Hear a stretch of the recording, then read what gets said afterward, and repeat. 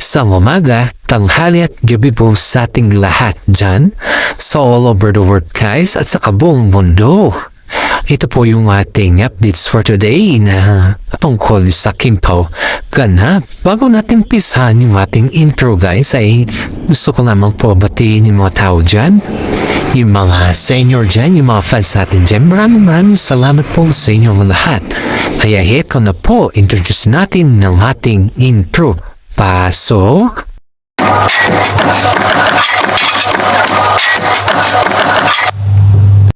Heto na guys, mga artistang nanliligaw kay Kim Chiu sa showbiz guys ha.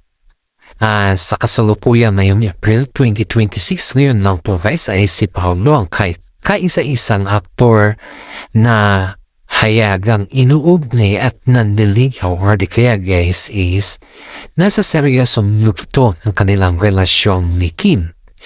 Narito ang mga detalye tungkol sa status ng mga panliligaw o lalaki sa buhay ni Kim Chiu sa ngayon. Pangunahing suitor guys is si Paolo Avellino. Kumbaga guys ay siya yung partner niya. Paolo Avellino known as Pao. Kim Pao sa tambalan. Bagamat wala pang level na officials nung pirma ni Kim nitong February 26, 2026 na si Paolo ang napapadala ng kanyang Valentine's flower. Ayon kay Kim, ang mahalaga ay masaya ko na masaya ka, na napapakita ng kanyang malalim na suporta at paghanga sa actress. Sila rin ay madalas makikitang magkasama sa mga workout at pribadong lakad sa labas ng mga trabaho guys. Iba pang nauugnay na pangalan, rumors at crosses. Ito po ay sa showbiz to guys ha. Bukod kay Paolo, may ilang pangalan ang nababanggit sa social media at blind items. Karamihan kasi sa mga vlogger guys na yung sikat na vlogger, kilala nyo na ito ay blind items ito.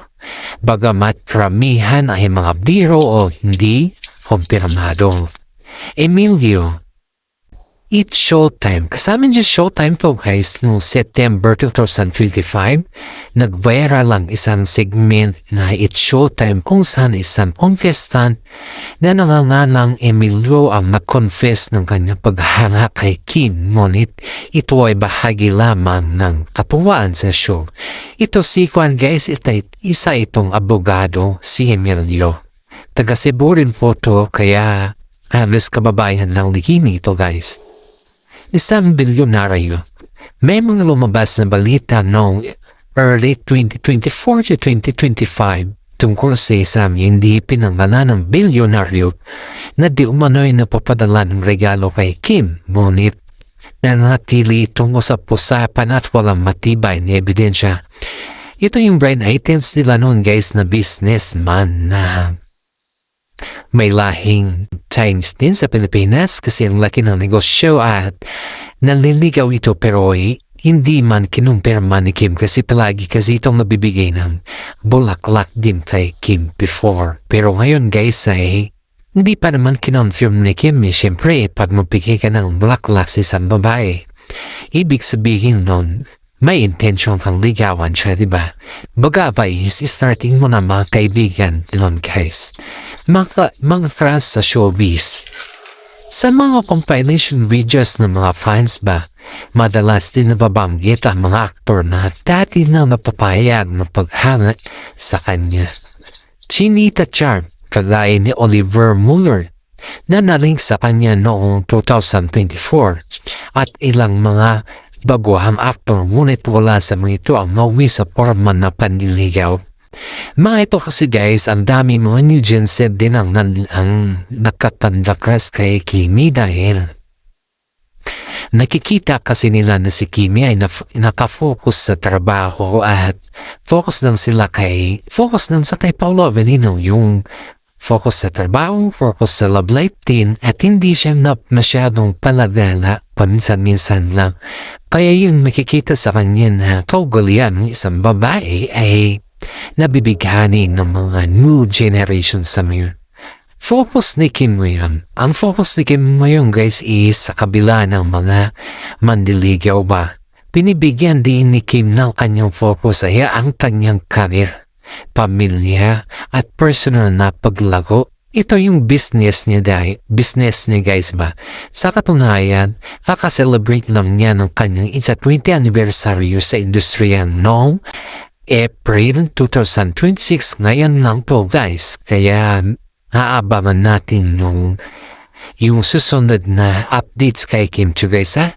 In fairness kay Kim Chiu guys, ang bait-bait niyo, umabot siya ng 20 years na loyal sa ABS-CBN na bilang isang artista guys. Hindi man siya lumipat ng mga network guys. Tadako tayo dito guys sa pangalawang topic natin for today na kung saan guys ay mga babaeng malapit kay Paolo Avellino sa showbiz. Sa kasalukuyang taon guys ngayong April na maraming mga kababaihan sa showbiz ang malapit kay Paolo Avellino. Ngunit mula sa kanyang mga leading ladies at rumors partner hanggang sa mga dati niyang karelasyon at malapit na kaibigan guys. Kasali din po dito yung mga malapit niyang kaibigan guys. It doesn't mean na porque malapit na there's something negativity na.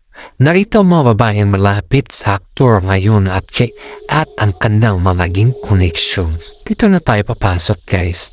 Si Kim Chiu.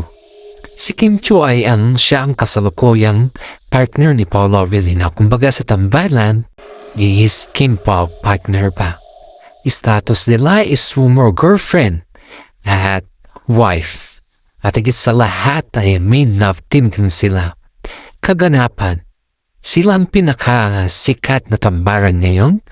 Noong February 2026 ngayon nang kinumpirma ni Kim na si Paolo ang napadala ng Valentine's flower, yung mga Valentine's yung mga chocolate na lalong napatibay sa usap-usapan sa kanilang dalawa guys. Ang banding naman nila guys sa ngayon ay kasalukuyan silang naghahanda para sa kanilang North America World Tour ngayong buwan ng April para sa kanilang mga project na itong si Dalibay at ang The Love Will Make You Disappear kasi papalabas na kasi ito guys ngayong April ba.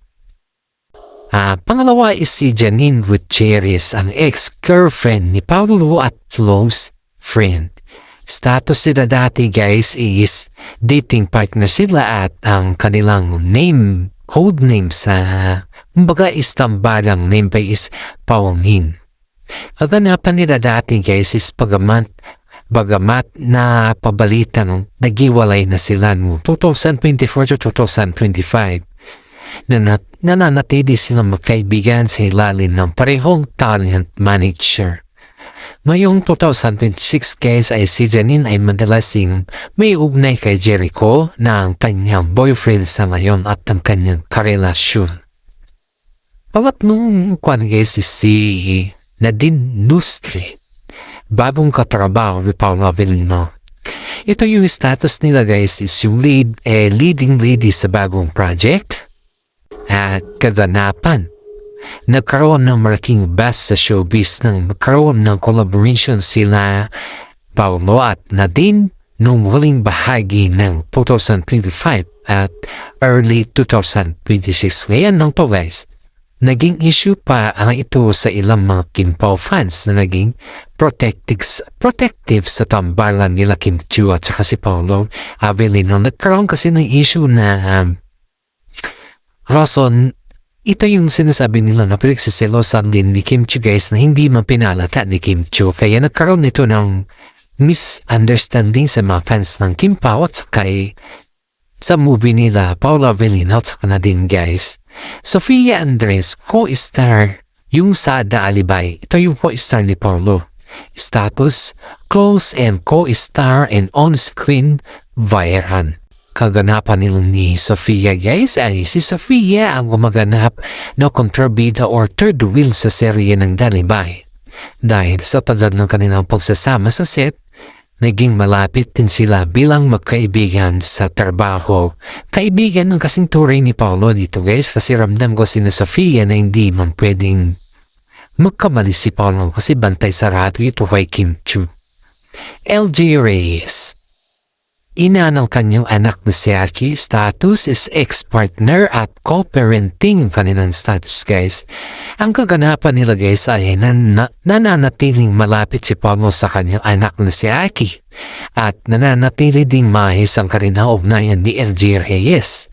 Kasal na ngayon sa New York City LG para sa kapakanan ng kanilang mga anak guys. Charlie Dizon, iba pang leading ladies at kaibigan ni Paulo guys is kasali po dito si Charlie Dizon. Naging malapit din sila matapos ang pelikulang Fangirl noong 2020 pa to at namatili pa rin sila makaibigan sa industriya.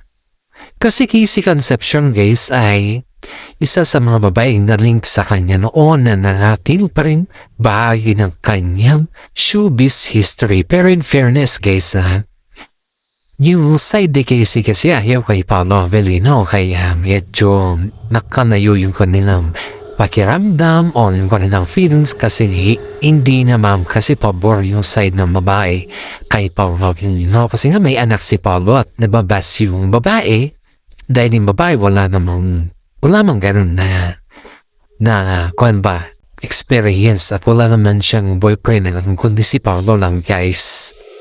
Kaya syempre yung babae dahil sa stress ng kanyang mga magulang ay mas ginusto niya na lang nabitawan si Paulo para sa ganoon ay maayos na lang yung kanilang magkayos sila ng kanyang nanay guys.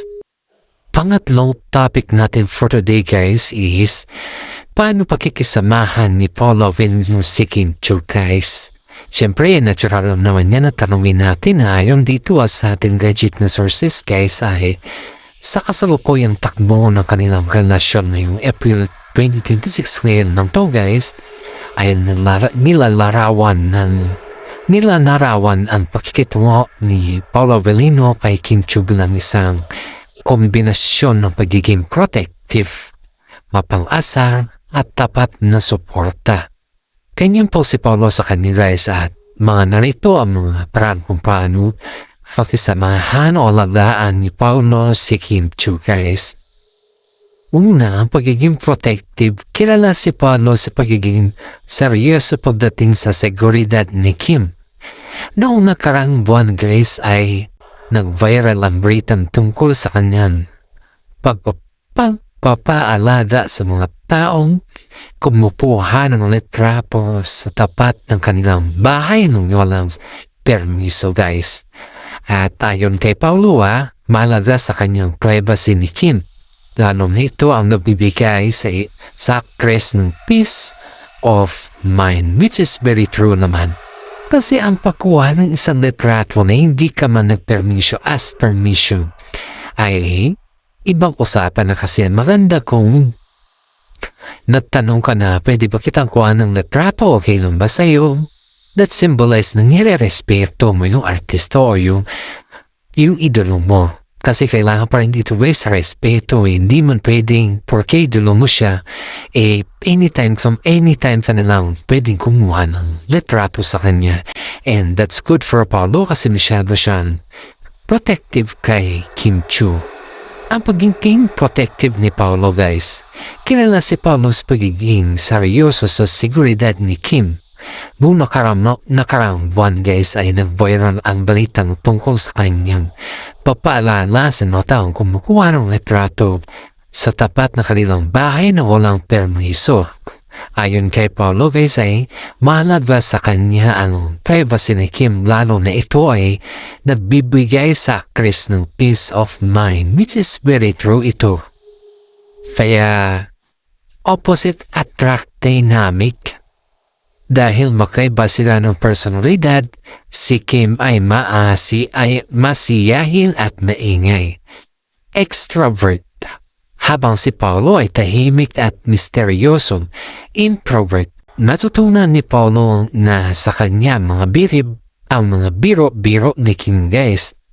Asaran, Madalas ilaglag ni Paulo si Kim sa mga interviews gamit ang kanyang deadpan humors. Pero agad ni itong binabawi ng matamis na salta gaya ng masaya ako na masaya ka.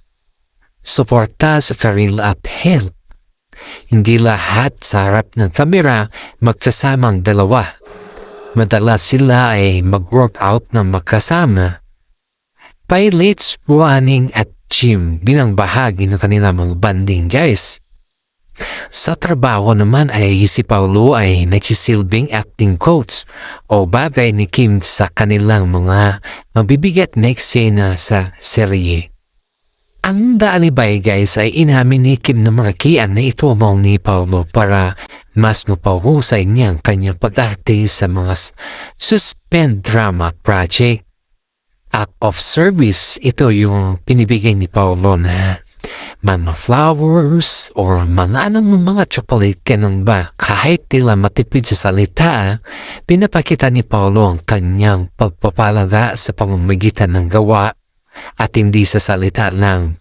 Ito nga, paulit-ulit natin sinasabi sa ating vlog na nagbibigay si Paulo ng regalo kay Kim ng mga bulaklak no Valentine's Day at yun ay kinumpirma naman ni Kimi nang galing ito kay Paulo. At hindi makakalimot ang aktor sa mahahalagang okasyon guys din ang pagiging liwanag sa madilim na oras. Sa panahon dumaan si Kim ang personal na pagsubok kaya may issue sa kanya ng kapatid niya. Iyon na naman yung kapatid niya guys ay nandyan palagi si Paulo para sa kanya, para protektahan at kahit hindi para i-down siya sa mga kanyang mga problema guys. Sa kabuuan guys ay ang pagkikitungo ni Paulo kay Kim ay nakabase sa respeto, maturity at malalim na pagkakaibigan at wife-to-be.